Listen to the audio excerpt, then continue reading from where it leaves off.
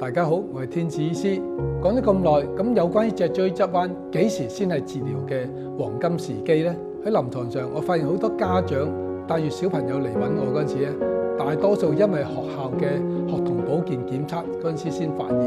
咁雖然而家科學好昌明，加上香港嘅醫療服務亦都係好好，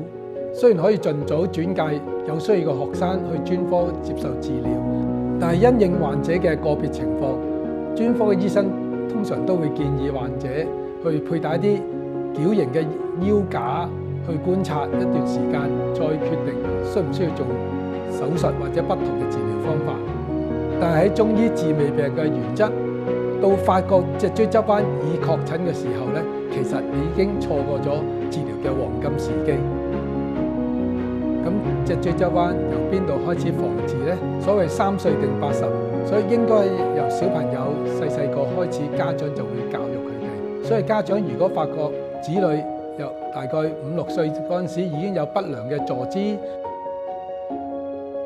睡姿、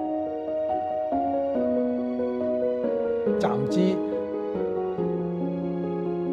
或者有寒背、頸前傾，或者長時間使用一啲電子產品嘅習慣，嗰陣時家長就要提醒醒覺，去關注小朋友嘅體型有冇異常。若然等到學校喺學童計劃大概12歲嗰陣時先發現，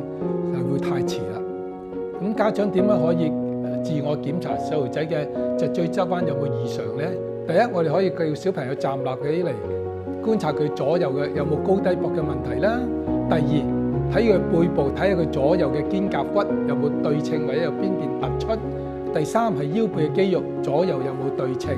或者脊椎有冇側埋一邊。第四就好簡單啦，用2隻手指公叫小朋友插住喺個盤骨上邊，就睇下嗰個手指公左右有冇平均，就可以檢測骨盆有冇左右高低嘅問題。因為無論現今嘅醫療技術有幾先進，一旦確診，因為脊柱結構複雜同埋相關嘅肌肉骨骼